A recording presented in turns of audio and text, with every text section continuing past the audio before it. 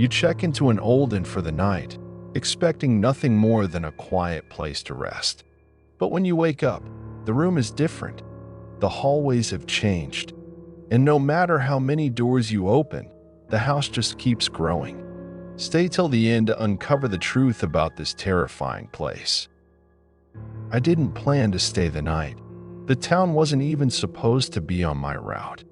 I was driving through the countryside, following a lead on a missing person case, a man named Daniel Holt, last seen in a remote village that, as far as I could tell, no longer existed. He had sent a final, cryptic email to his sister before vanishing. The message was short, almost nonsensical. The house is bigger now. It wasn't like this before. Don't come looking for me. That was 6 months ago. No follow-up. No body. Just another case of someone going off the grid and staying gone. But something about it gnawed at me. The idea of a house that changes, of a place growing like a living thing. It was folklore horror at its finest, a story that could make for a hell of an article. So, I followed his trail, tracking his last known movements through obscure travel logs and credit card transactions. Every road led to Grand Hollow, a town that, according to maps, didn't exist. And yet, here I was, lost in its winding roads as the last light of the sun disappeared behind the hills. I pulled into the town square, my car wheezing from exhaustion. Something was wrong with the engine, but I wasn't a mechanic. I just knew it wouldn't start again. The town itself was too quiet, the streets mostly empty, save for a few figures walking slowly, heads bowed, faces blurred by the creeping twilight. There was only one place to stay. The Holloway Inn.it was an old, looming structure, 3 stories of warped wood, a facade that looked like it had grown rather than been built. The windows were tall and narrow, their glass too dark to reflect properly, and the roof slanted awkwardly, like it had been stretched in opposite directions. The single yellow lantern flickered by the entrance, swaying slightly in a wind. I couldn't feel that a woman stood at the front desk when I walked in. She was middle-aged, dressed in an old-fashioned blouse, her smile polite but distant. "Welcome," she said, her voice as warm as stale air. "We don't get many visitors." I asked about a room. She nodded, turning an old ledger toward me. The pages were thick with age, the ink faded. The guest names were neatly written, but there was something strange. None of them had checkout dates. I hesitated before signing. The woman handed me a key with a small, metal tag that read Room 203. "Sleep well," she said. I remember her words now, and I wonder if there was a hidden meaning beneath them. If she already knew, I would never leave. The room was larger than expected, with wood-paneled walls and an antique dresser. The bed looked ancient but surprisingly well-kept, the sheets tucked so tightly it felt like they hadn't been disturbed in years. There was something off about the proportions of the room. The ceiling felt too high. The corners of the space stretched just slightly beyond what was natural. I chalked it up to old architecture and exhaustion. I checked my phone. No signal. Outside the window, the streets were still. No movement. No wind. The entire town seemed frozen in place. I didn't want to sleep, but my body betrayed me, and soon I drifted off. I woke up to silence, not the comforting kind. The suffocating kind, an absence of sound so complete it felt unnatural. Something was different. The air smelled wrong, stale, like untouched attic space. I reached for my phone, turned on the flashlight, and froze. The room wasn't the same. The dresser was missing. The wallpaper had changed, the patterns subtly different, the colors muted where they had been vibrant. And the door wasn't where I remembered. It had shifted to the other side of the room. I stood, heart pounding, trying to rationalize the change. Maybe I was misremembering. Maybe I was half asleep when I checked in. But then I saw the scratches on the floorboards, deep grooves leading away from the bed, as if someone or something had dragged the furniture across the room in the night. I grabbed my bag and reached for the doorknob. The moment my hand touched it, I heard it a whisper, not in the room, from behind the walls, and it knew my name. I recoiled from the door, my breath sharp in my throat. The whisper had been faint, barely more than a breath against the wood, but I knew what I had heard. It had said my name. I swung the door open, expecting. What? A person standing in the hallway? An explanation? There was nothing. Just a long, dimly lit corridor stretching farther than I remembered. The layout of the inn was different. My heart hammered. The hallway should have ended just a few feet past my door, leading to the staircase I had taken earlier. But now it stretched on endlessly, lined with doors that hadn't been there before. The air was wrong, thick and stagnant, as if it hadn't been disturbed in decades. I stepped out hesitantly, looking in both directions. The hallway extended behind me too, as if I were standing in the middle of something that hadn't existed when I first arrived. I turned back to my door. The number had changed. 204. I had been in 203. A chill licked up my spine. That I wasn't in my room anymore. That I wasn't sure where I was at all. I needed answers. I hurried down the hall, checking each door. Some had numbers, some didn't.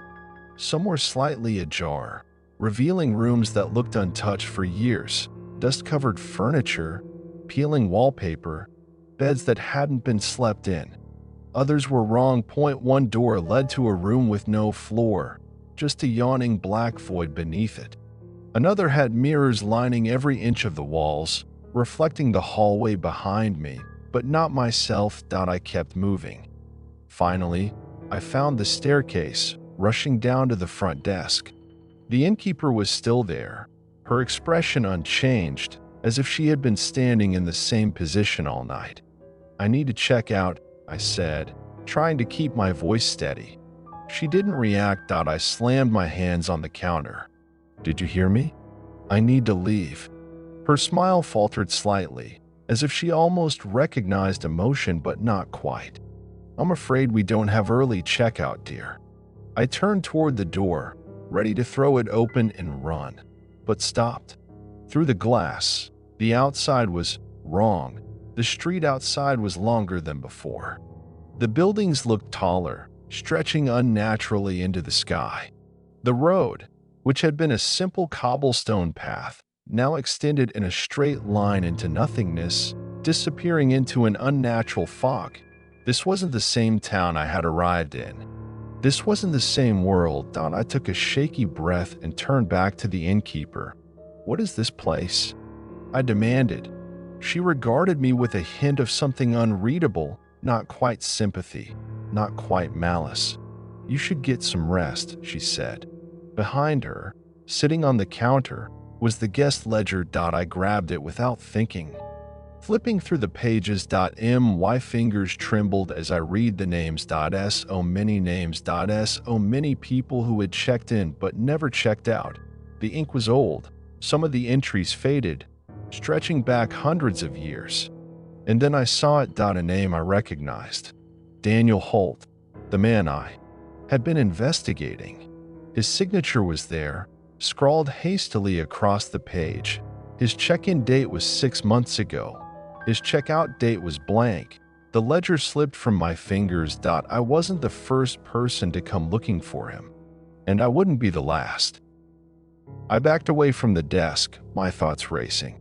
The innkeeper just stood there, silent, watching. I turned and ran, bolting up the stairs 2 at a time, heading back toward my room, toward where my room should have been.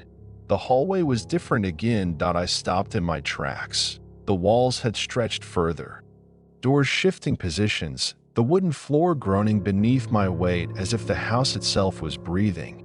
And then a creak, not from me, from behind one of the doors. I turned, every nerve in my body screaming at me to run. One of the doors had opened just a crack.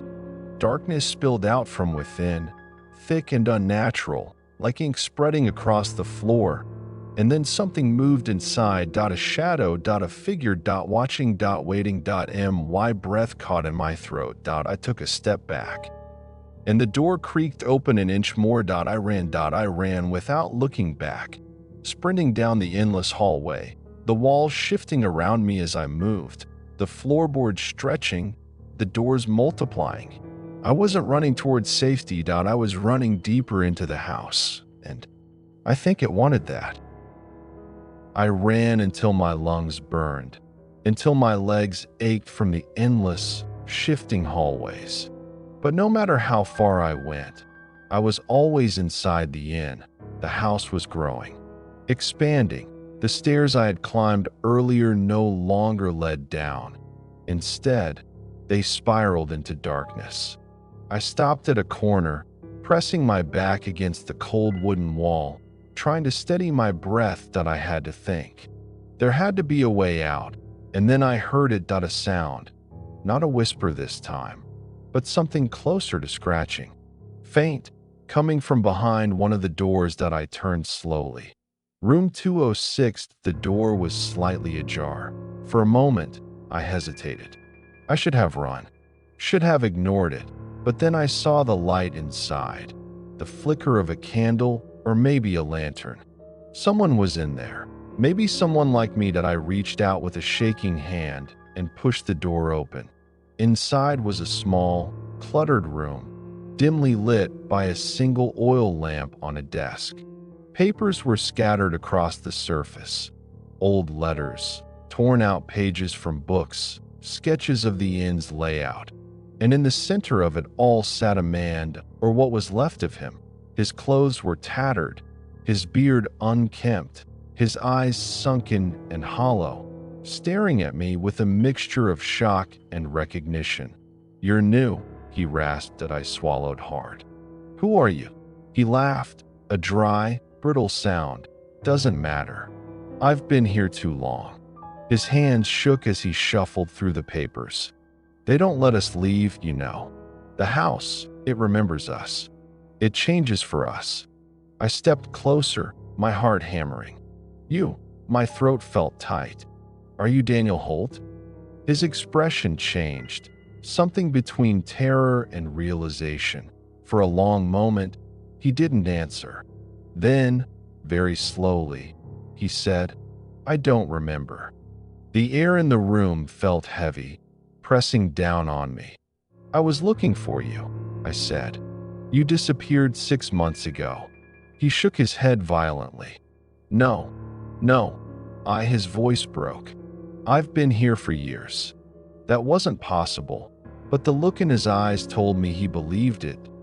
He pushed a stack of papers toward me. "The house shifts every night. No one leaves." His fingers traced a rough sketch, the floor plan of the inn, scribbled and crossed out in 100 different ways. "You wake up somewhere new. The halls stretch. The doors move. And sometimes," he swallowed hard, "sometimes the house adds something new."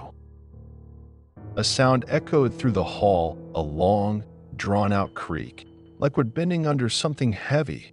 Daniel went still. His breathing turned shallow, his body rigid with fear. "They're awake," he whispered. I turned toward the open door. The hallway was changing.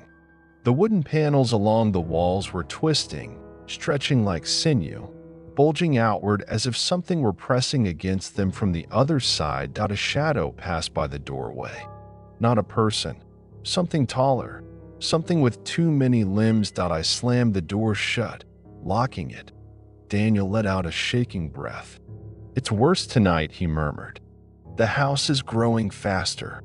I turned to him, desperate. "How do we stop it?" He didn't answer. Instead, he slowly lifted his sleeve, revealing his forearm. At first, I didn't understand what I was looking at, and then I saw it. His skin was marked with the same twisted wood grain as the inn's walls. He wasn't just trapped in the house. He was becoming part of it. I stumbled back, horror washing over me. Daniel saw my reaction and gave a sad, knowing smile. It starts slow. You wake up feeling tired, like you haven't slept at all. Then you start forgetting things, why you came here, how long you've been here. I shook my head, refusing to believe it. This isn't real. His smile widened, but there was no humor in it. Neither is this house. The floor trembled beneath us. The walls groaned, as if breathing. Something was coming. The walls were breathing. The wood pulsed and flexed, the grain shifting under my gaze like muscle beneath skin. The door behind me shuddered, the handle rattling violently as something tried to get in. Daniel wasn't moving. He just sat there, staring down at his arms, at the creeping, bark-like texture spreading over his skin. I grabbed him by the shoulders. "Daniel, we have to go." His head lifted, his eyes glassy. "It's too late for me." "No," I snapped. "No, we still have time." But I didn't believe it, because my own hands, my fingers, felt wrong. I looked down. The skin on my fingertips was dry, cracked. The patterns of my fingerprints looked too uniform, too much like wood grain. No, I shook him harder. "How do we stop it?" Daniel exhaled shakily. "The house, it doesn't just grow. It feeds." His voice was hoarse, barely a whisper.